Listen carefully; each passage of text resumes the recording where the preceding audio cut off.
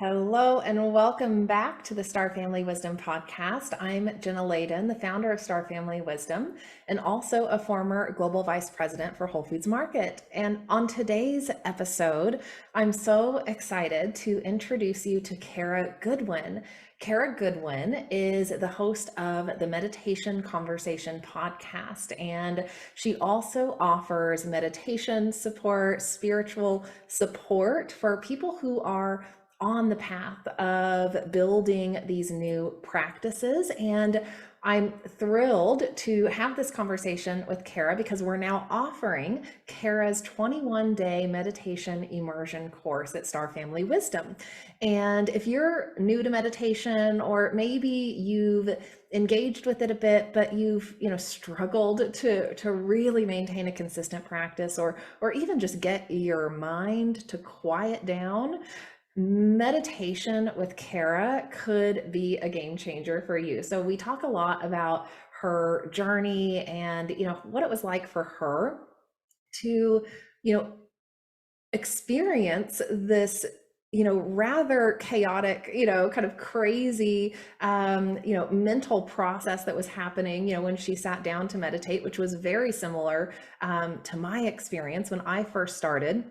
And we talk about this, progressive process that we can follow, and how, by just bringing some structure to our practices and learning, kind of the step-by-step processes and building slowly over time, we're building new muscles, we're building new skills. And so, Kara offers this sort of structure for people who are new and again, just needing that support system. So no matter where you're at with your meditation practice, I think you'll enjoy today's conversation. We talk a lot about what led her to the point of really understanding, she wanted to and needed to go deep on this.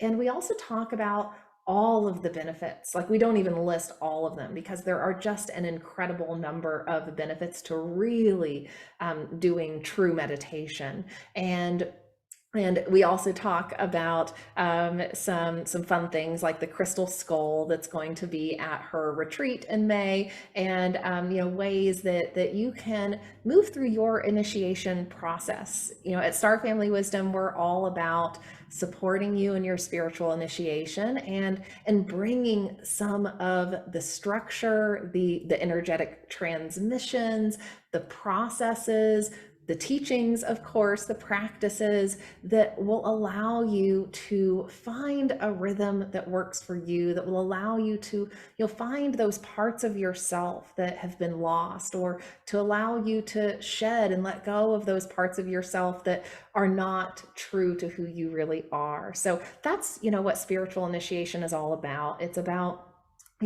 learning how to navigate our spiritual evolution and our growth in ways that are highly supportive for us, and in ways that ultimately, illuminate us and bring light to our field. And we talk about how that happens in meditation as well.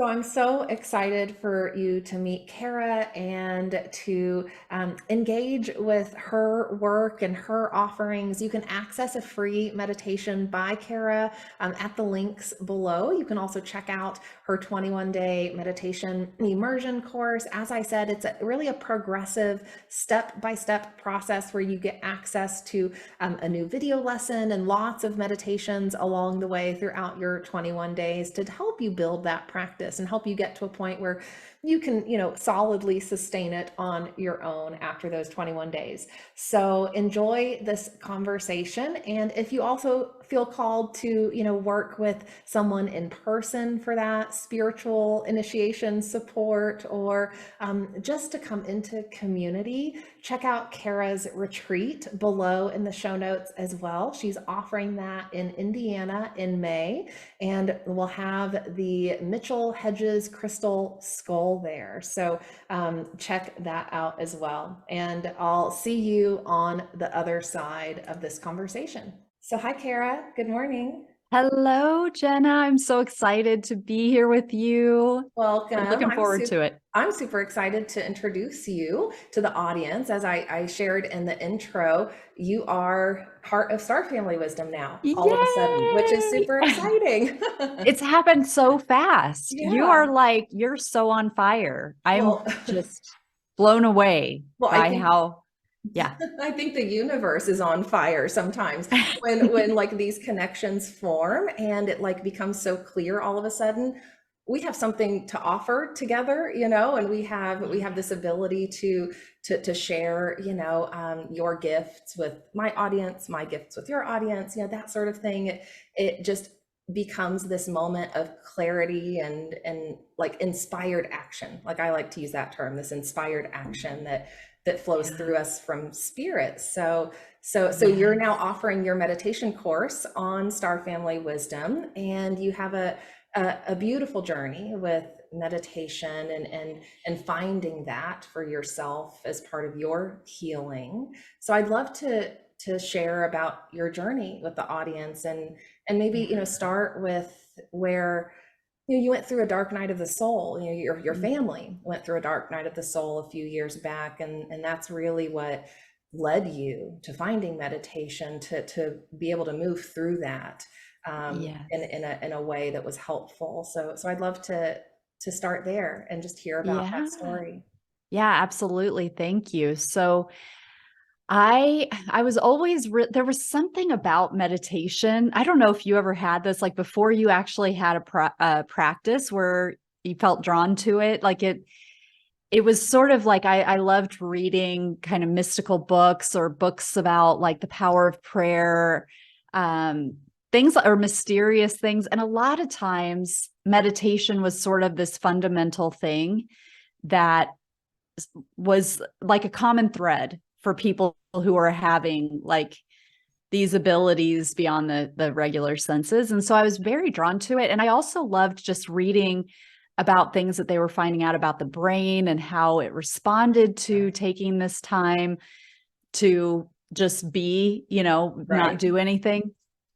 And so I did try it like several times. I would start a practice and I do it for a few days, and I don't know if it was like my expectations, like I thought I was suddenly going to become psychic, or like my healing powers were going to just like bam show up, or Yeah. I'd see my ancestors, or I don't know really what I expected, but I really just sat there and thought and realized like, oh my God, I just have these thoughts. They're just like constant and they're ping-ponging around in my head.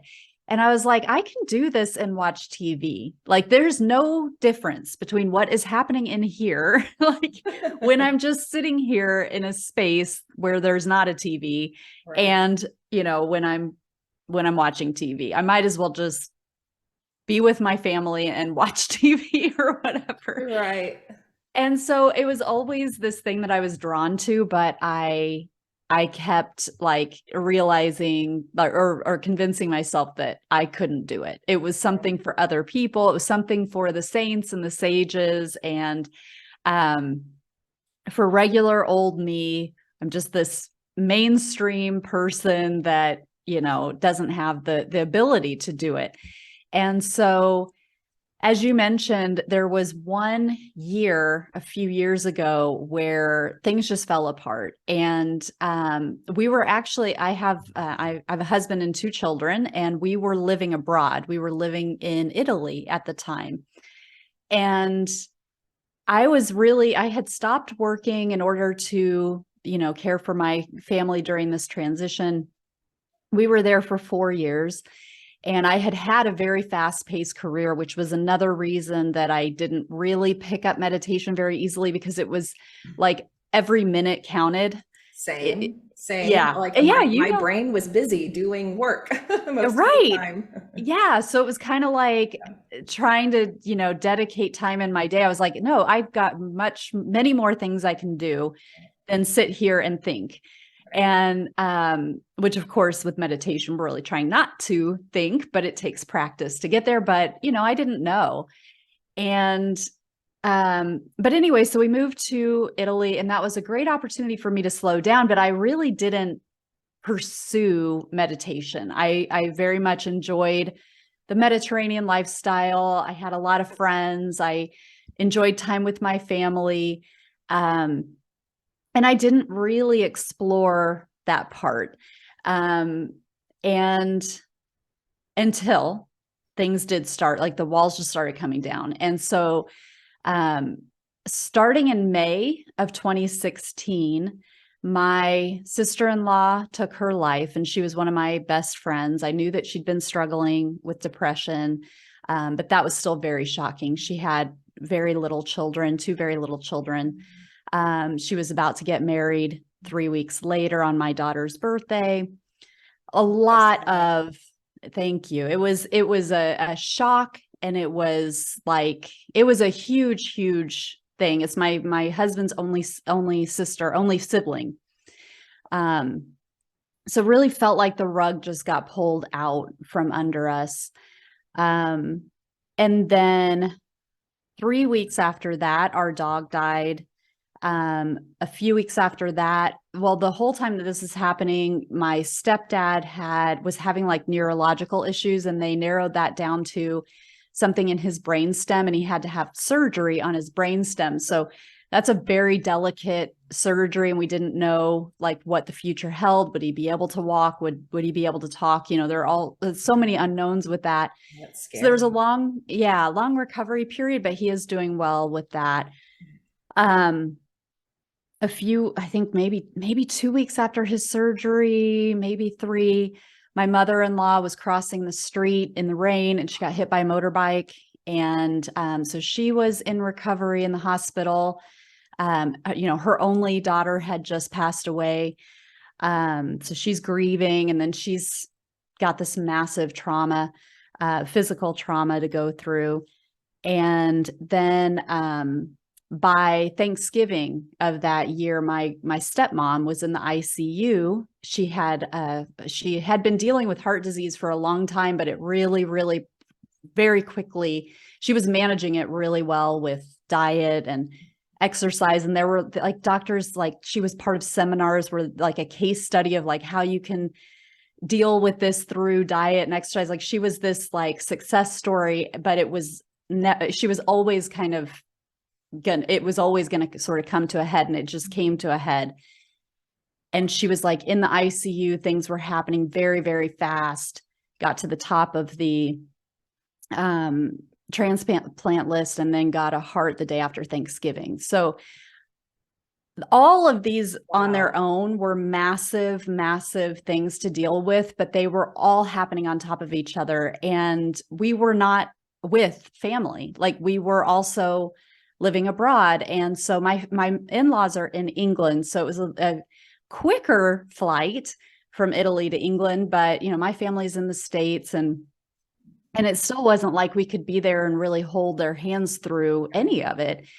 And you're And grieving and dealing with the heaviness and pain of all this too yourself, yeah, and trying to figure out like how do you even sit with all of that? right. And it got to the point where it was like every time my phone rang, it was like, oh, you want to like throw the phone under the bed, like, nope, I'm not answering that, because every time it's kind of like, are you sitting down type of phone call. And so it really got to the point where I felt like I didn't really know what my life was anymore. It was like I just had these big surprises that were coming, and I just really needed something. And I didn't even know. I know you were an atheist before your awakening. I was sort of curious. I was definitely curious. Like I was always reading books about reincarnation, children's memories of past lives. I loved all of that kind of stuff. Psychic mediums who could get information from the other side, and that was validated by people, and there's no way that they could know, that kind of thing. I loved that stuff. But so it wasn't so much that I was agnostic, because I believed, but I didn't really feel seen, or I kind of felt like, oh, I don't need to bother God. Like, I'm fine. I'm like privileged. I'm not hungry. I'm not in a war zone. Like, there is so much else happening. So I'm not going to take the attention for myself. So I'm fine. Just, God, go I'm take. not gonna bother God. Oh my gosh, I love that quote. Yeah. I think that's so relatable though. I think for people who are like coming into spirituality like for real, like Mhm. really like starting that process, I think there is that moment of, well, that's for the saints or the sages, and I can be curious, but who am I to establish this sort of, relationship or connection, or how does that even work? Right. Yeah. It was definitely like a worthiness sort of Yeah. thing. I hadn't proven myself, and all these sorts of human ways that we consider this relationship with God, where it's like, the worthiness and just this little old me, don't need to take your time. There's enough going on. So, but there was a Hail Mary that I threw out there at one point, just sort of really in the thick of everything. And it was remembering that I'd always been drawn to meditation and really feeling that maybe there was a reason that I was drawn to it. And maybe things were like, maybe that would really help me at this time.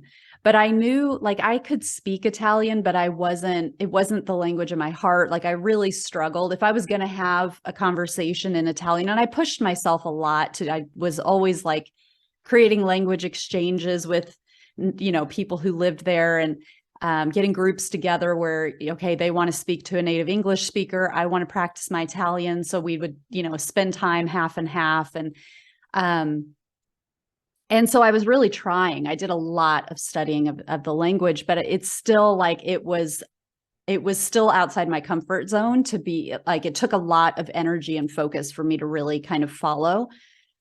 It was easier for me to speak it and a lot easier to read it, but to hear somebody. So it was like, I knew I wanted to learn it. And I actually did try a couple of different gatherings that were in Italian that they were teaching meditation.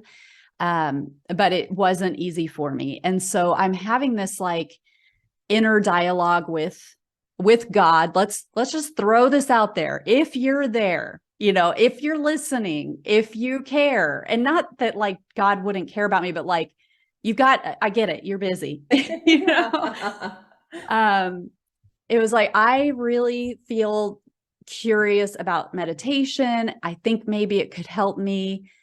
If there's a reason I've been so interested in this, and, it would help me to learn it, help me find the path for it. I think I need it to be easy. I need to figure out why I haven't been able to find a practice or to keep a practice. I don't really know what I'm doing. I think I need a teacher. Please let it be in English, and that was kind of it. And let's just see what happens, And and so I threw that out there, just a mental conversation after I dropped my kids off for school. And shortly thereafter, the synchronicities started coming in, and I didn't recognize them as that, at the time. It was more like, if I was even going to think about it on the bigger scale, it was like, oh, okay, well, I'm really tuned in now to meditation. So I'm just going to notice if it's coming up in conversation, where it's like trying to explain things away. But a dear friend of mine there, she was one of the people that I could have like soulful discussions with, and we would go deep when we'd get together. And she was like, oh, I talked to my mom the other day, and she recommended some things. And I feel like I should tell you about this documentary called Awake. And I haven't watched it yet, but you might want to check it out. She loved it. Like, my mom loved it. And so I made a note and I watched it. And it was the the documentary of the life of Paramahansa Yogananda, who's the author of Autobiography of a Yogi. And I was like floored because I just loved his story. And he was a yogi who came over to America in 1920, and he brought yoga and meditation. And he was kind of the first yogi who stayed and sort of, helped Westerners learn these practices that were really hidden over here. And he had written a book called Autobiography of a Yogi that was like my next step. But what I loved so much is that he was very into technique and sort of what he called the science of meditation, which was there are predictable results that happen if you follow a technique, or there are techniques that you can follow, like there is breath work that you can do, and it will lead to particular results. Right. There's like a structure that you can put in place for yourself to help you get that routine, that practice established. Right. Yeah. Yeah. And it was like these guardrails to be like, this is like a method that you can use, and it will have, like, if you do this with your breath, you will have this physiological response. Your body, your nervous system will respond in this way. Your brain will respond in this way. It will calm you down. It will allow you to focus. And it was like this step-by-step methodical approach. And I was like, that is what I need, because I've always been a very rationally minded person, very left-brained, love math, and very like analytical. So it really scratched that itch of less of like, okay, we're just gonna kind of float around and talk to our guides. Like, I wasn't ready for that. I needed like a grounded, right? I want to fast forward real quick, because what you've learned, in this, path of study, and in what you found there, you've in your way brought to people through this like step-by-step process that is exactly what I wish I had had when I first started learning to meditate, because I also was there in this, highly analytical, logical place. My brain was overactive, and a lot of, I think, how we get introduced to meditation these days is, a meditation app, or we're looking at photos of people on social media meditating, and we develop these expectations that, we're just supposed to sit down. The mind will just turn itself off. We immediately start to have these conversations with guides, and we develop this connection. And I too had that experience of sitting down, seeing what would happen, and realizing my mind is crazy. What is happening here? Like, I can't meditate. And it took me a long time. So I would love to hear about that step-by-step process, and like how your, body and mind responded as you started following some of this like very specific, methodology, that really kind of entrains the brain and nervous system. Like, what was that like for you when you really started experiencing that? Yeah, that's a great point, is that entrainment, and that it's something that culminates. It's something that builds. So like when I began, it was short. It was like, here's like a 5-minute meditation. And, you didn't, because I do, if I'm going to start something, a lot of times I do want to dive right in. I want to be great at it. I want to like go straight to the advanced level. So, ideally it's like, oh, I can do this. I'll just sit for half an hour or whatever.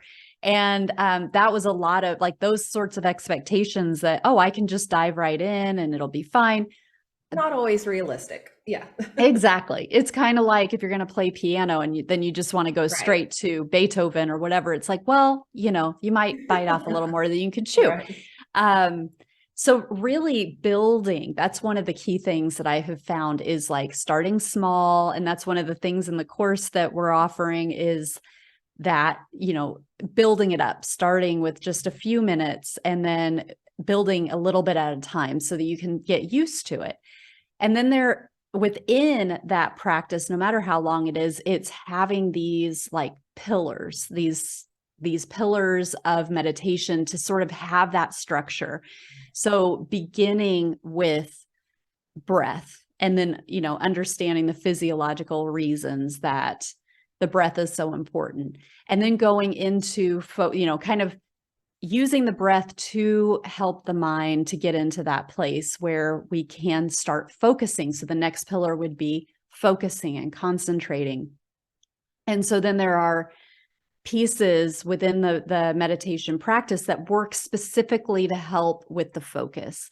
And then the final sort of piece is expansion. And in expansion, that can be a lot of different things, but it's sort of where you get that juice of the meditation or the flavor of it, where it's like, okay, am I going to work on affirmations? Do I want to work on a visualization? Do I want to work with connecting with my guides? Do I want to have some grounding because I feel very like spacey and I want to bring this energy deeper into my body? Do I want to work with trauma? Do I want to work with shadows? But it's sort of like having that foundation of the breath plus the focus that then allows us to hit those different notes that might be appropriate at different times within a meditation. So that's kind of a very general overview of my approach that came from Yogananda. I love it because I think, it is that progressive, slow build that we need when we're learning new things, when we're building new muscles, when we're, developing new skills. And that's what we're doing here. We're developing a new skill. We're creating, new neural networks in our brain, to be able to find that place of stillness. And I love how you bring people to that place of, expanded connectedness, which is what I think a lot of people are, really wanting to experience when they first start meditation, or even star seeds, who are, aware of the fact that they're different. They have some connections. They want to explore those more, but how do you get to a place where you can really cleanly connect, with the other, dimensions, the higher dimensions, and that takes practice. And you talked about, the the work you can do in that state around visualization, clearing shadow, stuff, or finding, what's inside of us that wants to be shifted or changed. And I talk a lot about how that is, when we can access the quantum field, when we can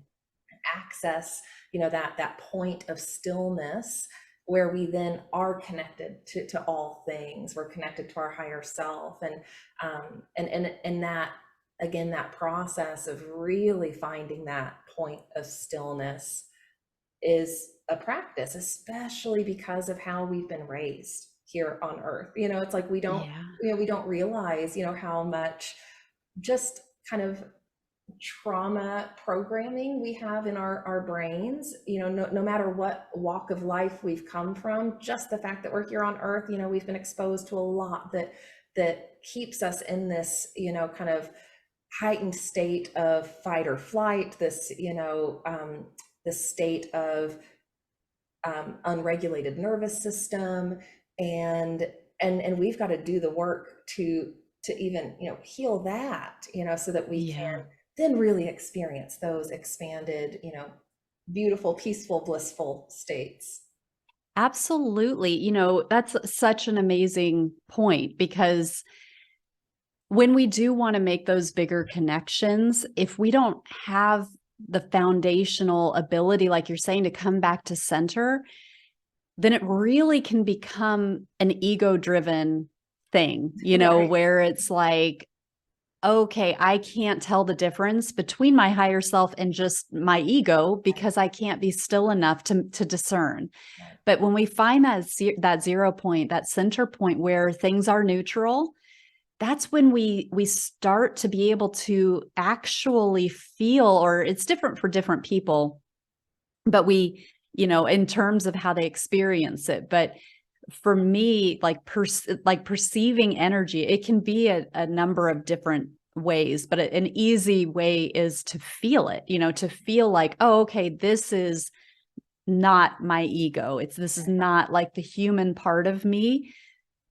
But it takes practice. There are still times where I'm like, not really sure, it's like, okay, I love what just came through, and I'm not 100% if it wasn't like my ego that just is driving that. Sometimes it's clear, and Yeah. sometimes I'm like, that's a really cool idea, but I'm not 100% where that, like, Right, right. Well, and if the that was, ego loves to make up stories about, things that are self-serving, right? Or that yeah, boost us in a way or make us feel a certain way. And so yeah, that's a good point too. Like tuning into, is this driving an ego desire? Like, is this thing that I'm perceiving or tuning into, yeah, is that coming from a place of truth, grace, empathy, right, compassion, love, like all of that? Or is it coming from those other more self-serving, right, aspects? right. And it can be so tricky. So it's and even with a meditation practice, even like experiencing the different energies, it still takes discernment. So without that foundational ability to get into stillness, we may be having experiences and thinking that they're from a higher consciousness, from our higher self, from our benevolent galactic family. But there are other, in reality, there are other entities. There's the ego. There are, other things that can influence us. And so it's really, really imperative to be able to not skip that step of like, okay, here's my center. This is my neutral point. And from this place, then I can trust what is coming through and know when I'm really getting like the highest guidance. Right. And It's so aside foundational. aside from that too, like you talk a lot about, just even like the physiological benefits of meditation. Like there are so many benefits of meditation, aside from just establishing this connection, with our guides and team and source. Like just on a human health level, like what have you experienced as your journey has progressed? Yeah, that's a great question. One thing that which I have found kind of surprising, I didn't expect this in the beginning, but my physical health has increased dramatically. I used to get like sinus infections. I'd get them in the summer and then I'd get them again in the winter. I'd have a cough that would go on for weeks, like to the extent that I would go and sleep in a different room. So I wasn't waking up my husband. Um, I slept like when we were in Italy, I'd go sleep on the couch. So we didn't have a guest room. And so but this was like common. I'd get it. And once I got it, it was like, oh no, here we go. The next like X amount of weeks, I would feel better, but I'd have this cough. And that would happen all the time. And I started having a meditation practice. And then I realized, like, oh, I didn't get my summer sinus infection. And then the winter came. Oh my gosh, I didn't get sick. And so that was an interesting thing that I have a lot of, different understandings of why that would happen. Now, one of them being just like with meditation, we're bringing in more energy. Like we get this control over our energy, which is a very real, I mean, it seems because we can't see it, it seems very esoteric, but it's actually a very real Yeah. force that Yeah. we are bringing more and more of it into our body. And it's life force, like it helps things to run effectively. And so it didn't really take very long for that that was kind of low hanging fruit for me. But apart from that, again, going through that tumultuous time that I was in, it really helped me to be able to feel a sense of calmness and even security Right. when I was feeling very insecure in my life. Right. And Not that's a self-conscious, but well, I think that's an important point too, just to pause on, because that those feelings of insecurity, really are stemming from fears. And yes, anytime, fear is present in our system, that's weakening our energy field, weakening our immune system. So that alone is in conjunction with, bringing in more energy, so important to be right. able to find that inner sense of security, that stability, for ourselves. Yeah. Absolutely. Yeah. And there's, physiological reasons that we are coming out of fear much more when we develop a meditation practice. The main reason being that there's a specific place in our brain where when we're in fear, it becomes active. It's like a lower part of our brain, like location wise. And it's the oldest part of our brain because it's like the animal part, and Yeah. then like as the brain evolved, we got more and more, but it was like the new parts are on the outer part of the brain.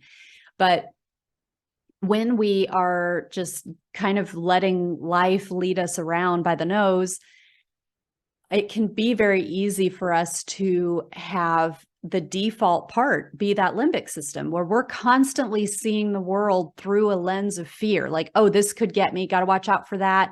This person is, don't trust them. Don't trust that, and it's everything that we see, everything that we're interacting with, we see with fear. Yeah. And we may not even recognize it. We may think that we're just being smart, we're being, streetwise or whatever it is, but we're really like looking for danger all the time. If we were to look at our brain activity when we're in that state, it would be that limbic part of the brain that's active. There's another part of the brain, like the more forward part of the brain, that with meditation, we bring our awareness up to that part and it becomes more active. This is the prefrontal Right. cortex.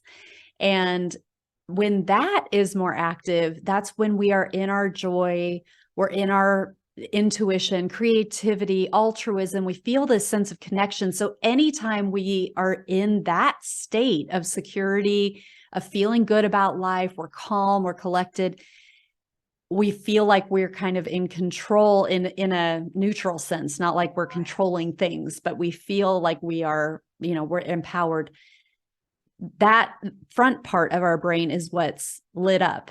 And you can't really, I mean, I'm really simplifying here, but you can't really have both of those centers of the brain active at the same time. Right. It's And one or which, the other. Yeah. right. And just like a muscle, if you're using your biceps a lot, they're just constantly getting attention, whether you just lift things a lot for your job or whatever, they're going to get stronger and it's going to be easier to use those muscles because they're engaged a lot. So through meditation, if we're deliberately activating that front part of our brain, it begins to get stronger and it becomes our default even outside of meditation because You're it's stronger. you're literally building that muscle. Like you're literally Exactly. building up that front part of the brain. And we Exactly. started this conversation about that connection with God and Mhm. establishing, that also is part of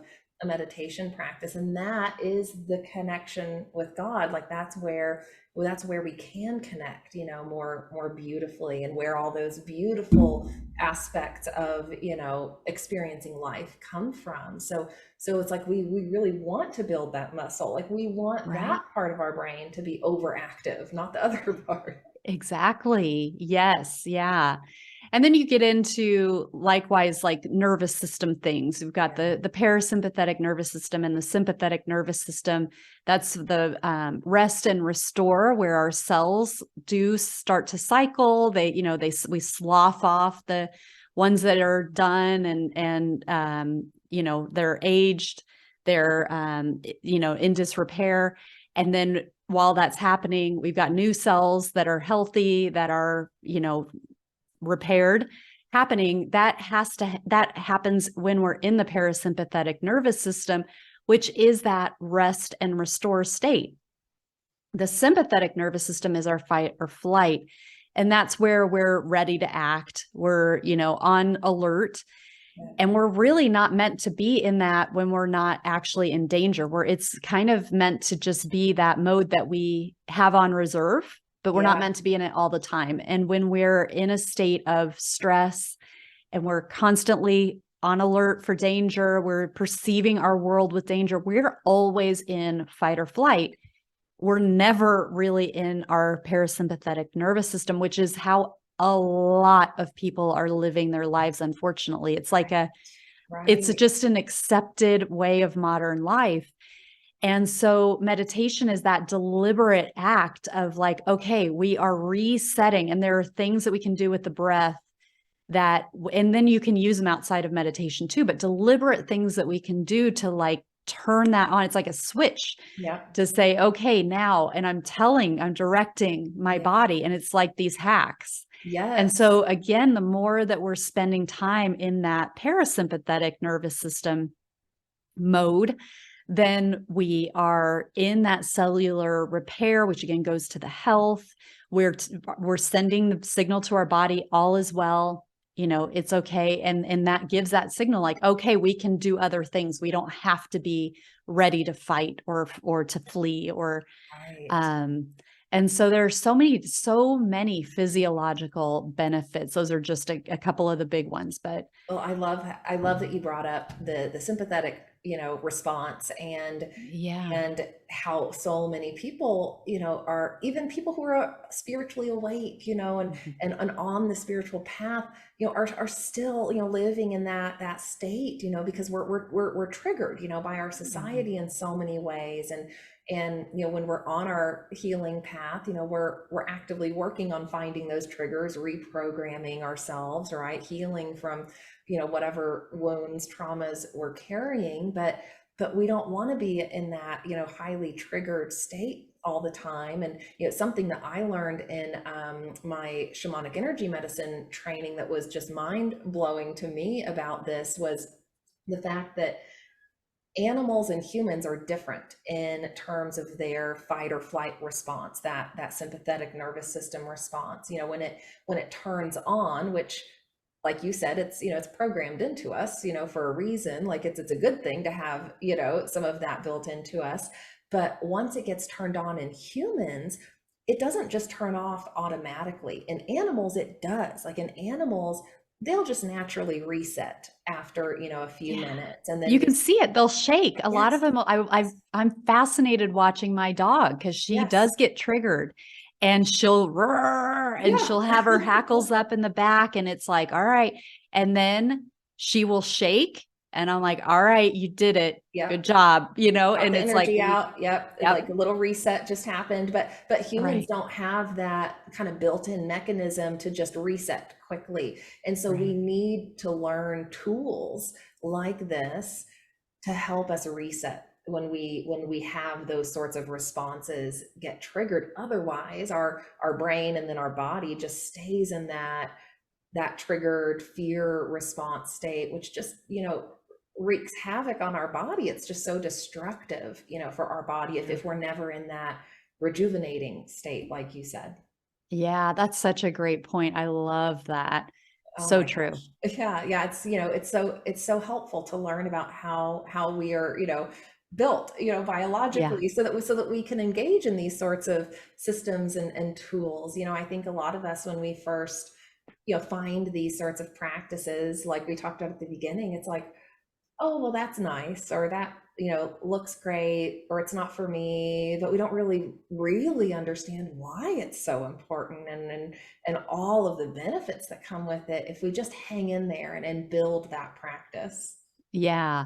I Yeah. mean, there's a real reason why why you see meditation I mean, if people are tuned into sages and saints and people who have great healing power, great um, you know, power, like that seem to have these like um superpowers, let's say, just for lack of a better word, but also it's like this kind of secret thing that a lot of executives are tuned Yeah. into, or like very successful business people. It's like it's not a secret with highly successful people that they perform this practice. It's like this just accepted. I think more and more it's just like, oh yeah, of course I Right. meditate. Couldn't get to this Right. point if I didn't. Well, because we were talking about connecting, with the energy field of the universe, connecting with our higher self. we pull information. Not only are we Yeah. pulling energy into our field and, revitalizing our field and our body at the same time, but then the added benefit is all of a sudden we get access to all of the information about our destiny, our, passions, what we can create. We get these Mhm. ideas that, download, and Yeah. we can channel. A lot of people are familiar with channeling these days, Mhm. and and this is like the way to get into a channeling state, right? Is to Yeah. really develop a solid meditation practice where your brain is entrained to allow that flow of information to come through. Yeah, it's so true. It's funny because I have not identified myself as a channeler, let's say in modern language. Um, but I have had, like, I do have a community that where I lead meditations regularly. And there are times where I'm leading meditation and I am saying things and it's still me. Like I'm there, but I'm like, as I'm saying it, I'm like, yes, that's true.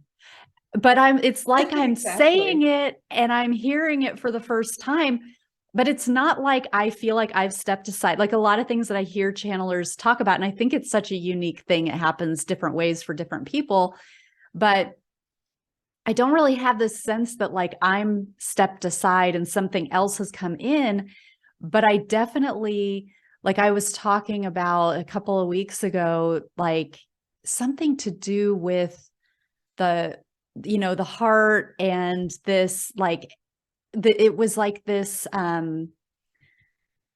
what's the word I'm looking for, like a give and take kind of relationship where it's like we're doing this and at the same time this is coming in, but we can tap into it. But it was all this, like so many different pieces that all went together. And I'm like, yes, this makes so much sense, but I'm Yeah. saying it. And I knew I was saying it, but it was Yeah. just this really funny, like, whoa, that's so awesome.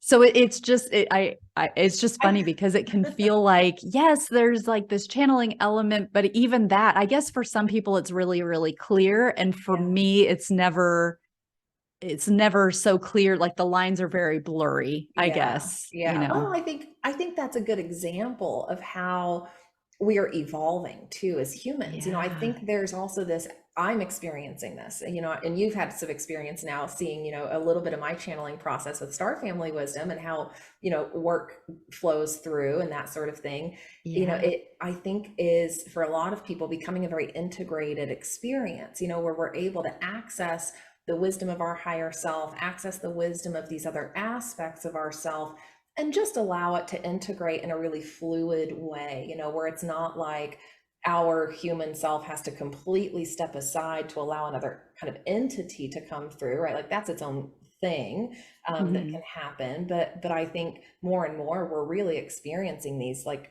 just highly integrated, ways of pulling wisdom through us, and I love that. I think that that's a really fun experience. Like that's a beautiful creative like flow to get into when you're able to tap into that wisdom that's available, that is part of you, and can Yeah. just come through as part of you. So I think that's a cool that you're able to share it from that standpoint, because I do think, yeah, a lot of people think of channeling as, this grand thing that happens, where another entity, comes through, but really it's like they're all just aspects of ourself anyway, so Yeah. so as we do more of these practices, that gives us the ability to integrate these other aspects of ourself, to integrate the wisdom of our higher self in a way that's just really natural and fluid.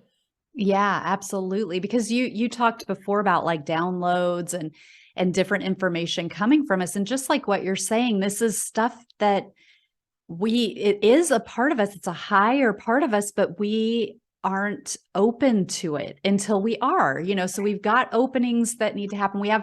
There are like inner initiations, there are initiations that we can have externally, but those might facilitate that inner initiation, or they may just happen sort of when the time is correct. Like I've had a lot of initiations that are inner, where it's like, oh, I've gone through an opening or a graduation or, different Yeah. ways to think about it. But it's because of my own inner journey. And that a lot of that is expressed in the outside. Like, it's like, oh, something came that I had to go through in my human form, not realizing that there was something that needed to be applied and then happening in the physical, which is becoming more and more important in my world too. A lot of that spiritual bypassing that a lot of people talk about now, I'm starting to understand in kind of a different way, where it's like, yeah, we want to be careful that we're not so focused on energy or manifesting and doing like the inner work that we forget, that, hey, we do have a 3D expression and there are things that need to happen on the 3D level that complement, we can carve some pathways energetically and clear some things out energetically. But I do see a lot of people going like, hey, I'm open, I'm accepting, I'm meditating, I'm asking for it, I'm not blocking it, and they're doing nothing on the Right. physical. You But then it's have like, to well, engage in life. You have to engage in yes, life. That's part of the deal. right. Yeah. Get your resume out there, start Yeah. networking, Yeah. have the conversation with the person that you want to, Yeah. like, it can't literally, we've got these physical vessels, they're instruments for us to, it's not all happening in a, we have a responsibility here in the 3D too, 4D, whatever. But anyway, it's, I can't remember why I started talking about that. You were talking about your inner initiations and like the yeah, those like just Yeah. kind of initiation processes you go through as you're evolving spiritually and finding, Yes. new parts of yourself and unlocking, I Right. guess, like those Right. new aspects of Yes. consciousness that are there. Right. And then it brings in, like you were saying with the information, it's like, you know, it gives us access Yeah. to more complete information is what I'm finding, where it's like so many levels, so many layers, where I can see what I need to do in the physical, Yeah. and I can see all these reasons, like all these layers. It's like this amazing tapestry where it's like, okay, I need, for example, I need to heal this relationship with X person. And there are things that I have to say to them that it's going to be really, really hard for me to say. It's going to be way outside of my comfort zone. I'd rather just do it in my mind. I'd rather do it in my heart. I'd rather ho'oponopono it or whatever. But Right. I can see I have to have a verbal conversation or written or whatever, but I have to talk to them on this level. I have to connect with them consciously. I have to give them the opportunity to X. I have to give them the opportunity to forgive me, Yeah. or I have to give them the opportunity to understand how they hurt me, Yeah. or I have to give them the opportunity to support me in a way that if they don't have that conversation, if I don't have that conversation, I don't present to them the opportunity that they need in their human experience to get through this opportunity that I'm giving them. Yeah. And it's a soul thing. That's how we clear karma. That's how we clear karma, is by engaging in life, by meeting those moments, those relational moments, right? Yeah. And shifting the pattern, changing the story, changing how we are responding, and Right. and shifting then the future trajectory as a result. So I love Right. that you bring that up, because we need to do both, like that's a big Yes. component of, what I teach, in the shamanic initiation, and, what we do with star family wisdom, right? And all of the transformational things we offer, it's all about both. It's about the Mm, energetic work, right? To clear and shift the energy we're carrying, absolutely. Ho'oponopono, the heck Yeah. out of a situation, right? Find that Super forgiveness. powerful. Yeah, but then meeting that in the physical and resolving whatever that situation is in the physical. Yeah. Right. And that I think is where we have a lot of hesitation because it's hard. And I totally get Yeah. that. And this is like, it's been an initiation I've had to go Yeah. through too, because I'm like, that scares me. It Yeah. scares me to have that conversation. I, I am a very, well, pride is one of my things that I have to overcome because I am a very independent person.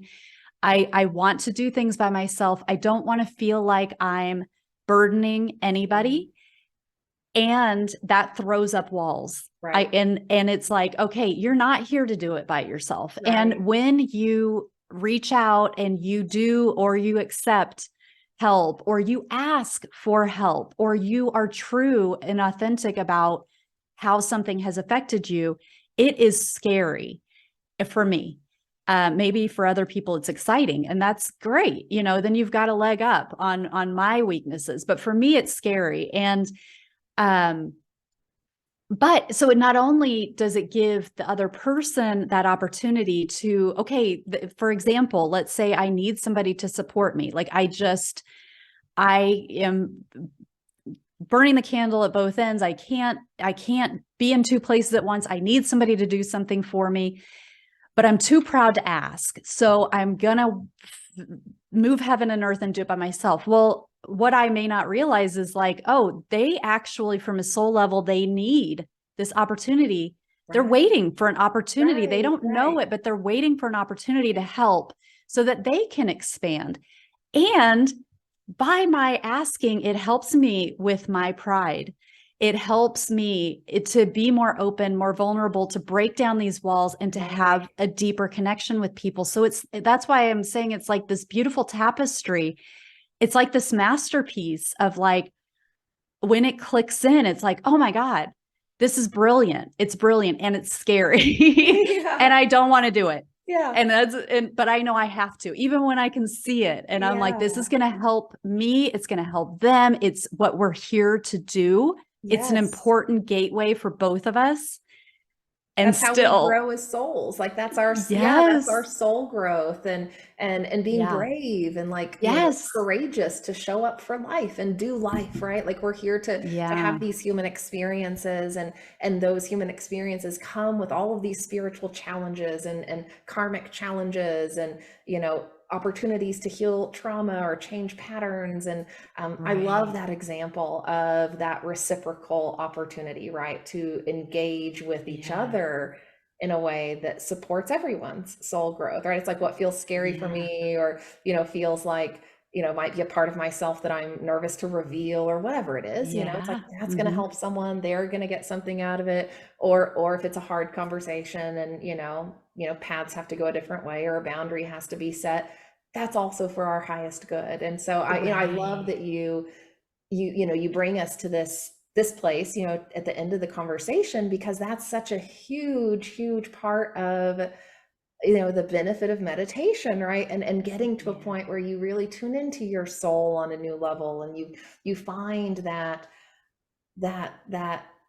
that calm, that stability, that inner place of security enough, to be able to bravely, courageously show up for life in new ways. And so you also talked about the initiation, that Mhm. you've gone through as you have engaged in this process, this practice, and you offer, support systems outside of the 21-day meditation immersion course that we're now offering Mhm. through Star Family Wisdom. You also have a membership. You also have your own podcast, people Yeah. can find, and a retreat coming up in May. So I'd love to hear a little bit about that for anyone who might be interested in that sort of thing, might be interested in some, more formal or, kind of in-person support structures, because sometimes that can be really helpful for us.